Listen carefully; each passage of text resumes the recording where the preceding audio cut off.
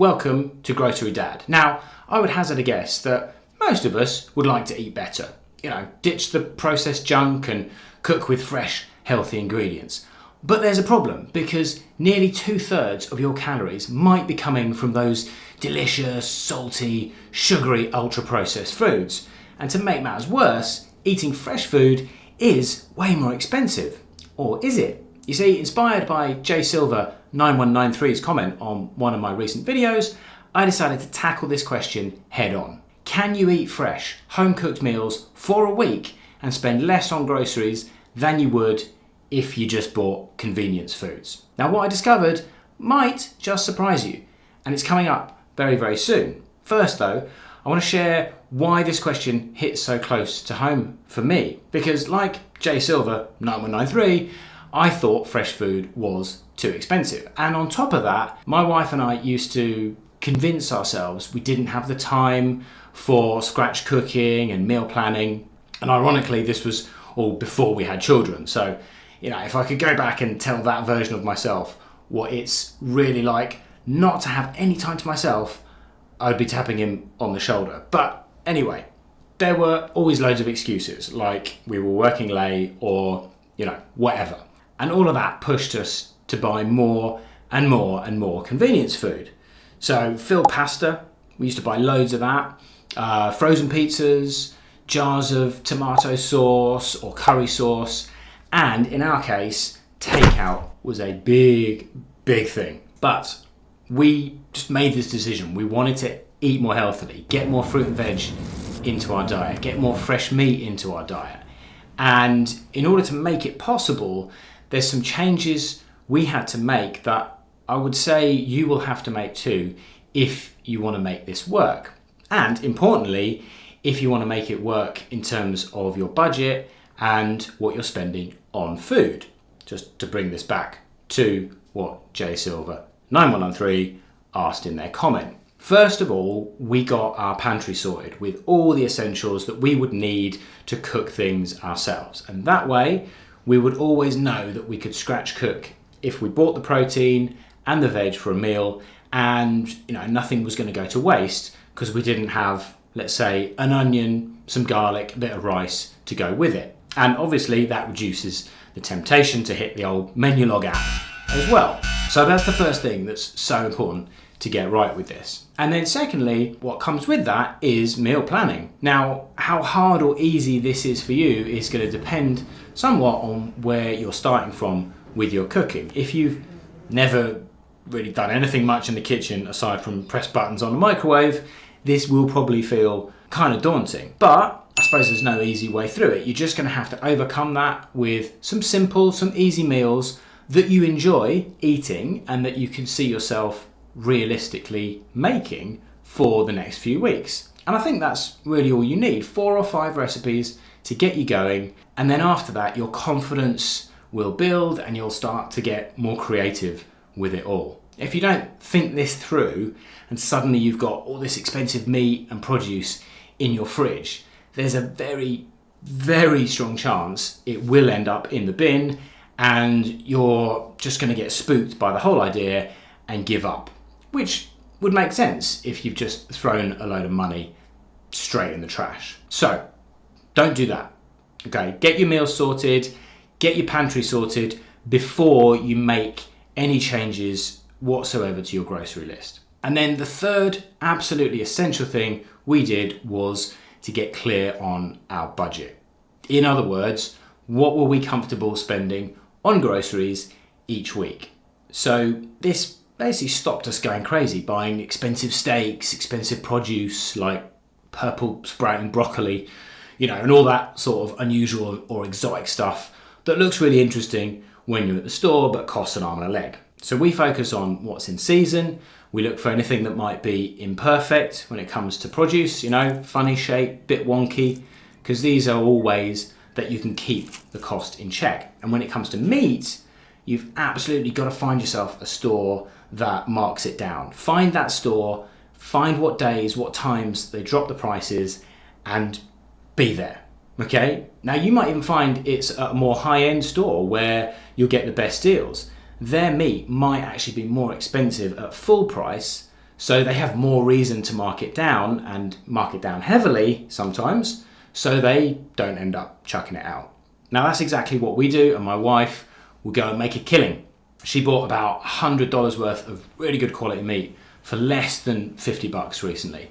And that included a kilo of lamb mince, which has gone straight in the freezer.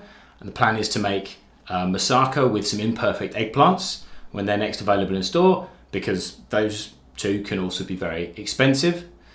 She got a kilo of chicken thighs. She bought 1.2 kg of free-range chicken breasts, which we will poach, keep in the fridge at home to put in sandwiches and curries. And we find this is really useful just to have that cooked protein on hand that you can do a bunch of different things with. There was also 500 grams of pork mince, also gone into the freezer, which will go into a bolognese sometime soon. And then also some kippers, just for something a bit different for breakfast. Now, this is something she does often, which literally saves us hundreds each year. She'll buy as much as we have room to freeze. And this is where a little bit of flexibility in your meal plan comes into play. She doesn't necessarily plan out every single meal because she doesn't know what's going to be marked down in the store when she goes, but she knows what she can do with all that stuff, and she'll just rotate through it all over the next couple of weeks as she batch cooks with it. It definitely takes more effort, for sure, guys, okay? But this is the basic blueprint that we follow, and we've been following for a good couple of years now. So we definitely eat healthier. We hardly have any convenience foods, almost at all. Yes, we have a couple of freezer backups like frozen chips, bag of chicken tenders, and that is almost exclusively for me for a midweek lunch. If I get my timings wrong between work meetings and I need to cook lunch in 20 minutes. As far as the cost is concerned, I can tell you that what we eat today costs us less than the food we bought 3 years ago. And that's with all of the food price inflation that we've seen, and for us, the fact that we're now feeding 3 children as opposed to just 2. But on top of that evidence, which you will just have to take my word for, I jumped on Walmart.com. Now, I realise not everyone is shopping at Walmart, but they are pretty much everywhere in the US and probably the biggest mainstream grocer there is. So, a pretty good place to hang out. And here's what I pulled together for a convenience shopping list and then for a fresh food list. Take a look. Okay, so this obviously isn't a wholly scientific experiment, but I have certainly done my best to try and create 2 very realistic shopping lists. The first one is the one that you see me building now, full of the sorts of things that are very common in a lot of household. Pop-Tarts, we got some breakfast cereal. I've gone for, that looks pretty nice. It does look very nice actually, the Honey Nut Cheerios. So we've got a packet of those going in, and of course we got milk. So give or take, that is breakfast covered for one person. I don't know if I mentioned that earlier, but this is a shopping list for one person for a week, and that is more or less your breakfast covered if you're doing it based on processed convenience foods. Then I'm going on to some things that you might have for lunch. So going into the frozen section, looking for some frozen ready meals, quick, easy, meals for one, very little waste, very common that many people will be relying upon. And you can see there's so much choice. I mean, you're literally spoilt for choice, but I've gone for a couple of these healthy choice steamers, chicken Alfredo, popped a couple of those in. One next door, okay, barbecue something or other, barbecue chicken I think it was, 2 of those. And what have we got here? Now that does sound nice. Swedish meatballs bowl, $3.12. Bargain. So that goes in, and then a cheddar potato bake. 2 of those go in. Absolutely love the sound of that. Stouffer's, don't know how you pronounce that. Perhaps if you're familiar with that brand, stick it in the comments. Tell me if I got that right or not. We're going to need something else. So we're going into snacks now. Potato chips, multi-pack, Lay's, easy. One of those goes in.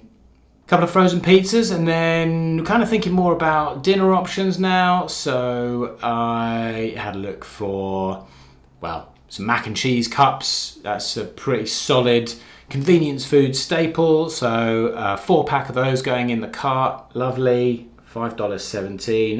That's relatively expensive actually compared to some of the other items that have gone in.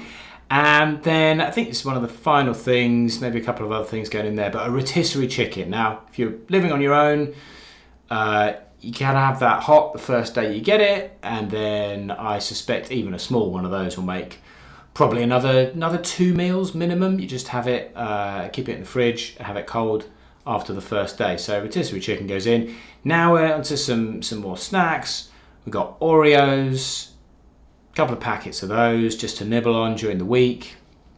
We got some Doritos. I don't ever really eat these myself, but I know I've had Cool Ranch at a party or something of that nature once before, so those have gone in. And then for your pudding, for your dessert, we got some of those ice cream sandwiches going in. Now we're going to need some drinks as well, so Coke. We'll go Diet Coke. Pack of 12 cans, $7.84. Gosh, that is more expensive than pretty much anything else that's gone in the basket so far. But anyway, one of those goes in. And now, just to have a bit of balance, some bananas go in. So 5 bananas go in as well. And we're going to pick some apples. What have we got? Fresh gala apples. 3 of those going in as well. And then we're going to get some pack of bottled water as well, just to have on hand, maybe for when you're going out and about and you want to have a bit of hydration when you're out of the house as well.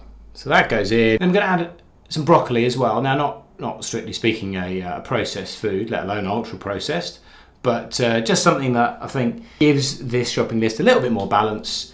And we'll stick in some carrots as well, but we'll go for tinned or canned carrots. 2 of those going in. And there we have it. So we've got a total of 29 items in the basket and a couple of little savings in there, $2.68 savings from the good folks at Walmart. And that brings the convenience basket for one person for a week to $72.40. Now, of course, we have to have something to compare that with. So I have built out a fresh food basket, already put all the items in there. So we've got wholemeal bread, we've got plain Greek yogurt, we've got some butter for the toast, maybe for cooking it with as well, the milk, we've got cheese, eggs, we've got some spinach, okay, that can go in a whole bunch of different things, onion, garlic. Then we've got the fruit, same as before, but I've added a couple of oranges this time as well. Then we've got potatoes, really useful to have as an accompaniment for meals. We've got some tofu to have something a little bit different, a little bit cheaper for protein. Then we've got broccoli and zucchini and carrots, and another bit of protein coming in here, which is ground turkey, and then a whole fresh chicken, $6.58. Then we've got some tins of beans and other things that we can put into meals, black-eyed beans, and of course, all important, diced tomatoes, a couple of cans of those. We've got some olive oil for cooking with and maybe drizzling. And then we have lentils and we have rice, bag of rice at $4.12. Now look at what this comes to, folks. $67.62. Again, very small little saving of $1.85, courtesy of Walmart, comes straight out of their pocket and back into mine. So $67.62 for the fresh ingredient trolley. So based on this comparison, it is possible to shop all fresh, healthy ingredients for a week and spend less than you would on processed convenience food. Now, as I said, this is not wholly scientific, but it is based on what I think are 2 realistic, practical shopping lists. Now, you might say, I've missed things off one list or the other, or spend too much on one side and not enough on the other. In which case, great, put it in the comments, because I'd love to get your point of view and your perspective. Still, you might also agree that in principle, it is possible to make this switch and stay on or below the budget you had for the processed diet. Now, a few other things worth noting. Batch cooking is really important here. I mentioned I don't think you'll get through all of the products and all the ingredients on either list, actually, whichever one you bought. But for me, the benefit of that is probably going to be far greater with the fresh goods, because you're going to focus on meals that can be prepared in bulk to maximize the efficiency and reduce the cost per portion in the subsequent weeks. Sticking to simple ingredients with the fresh plan is also a key thing. So affordable staples like rice, beans, lentils, potatoes, pasta, and seasonal produce are all really important. What you also see on the fresh list, less meat, more protein alternatives, and that means keeping the cost down. When you introduce cheaper protein sources like eggs and lentils and tofu alongside marked down meat, then you'll rely less on more expensive items like beef or lamb. And finally, you gotta shop smart. Buy what's in season, buy the odd produce, definitely mark down meat, as I mentioned before.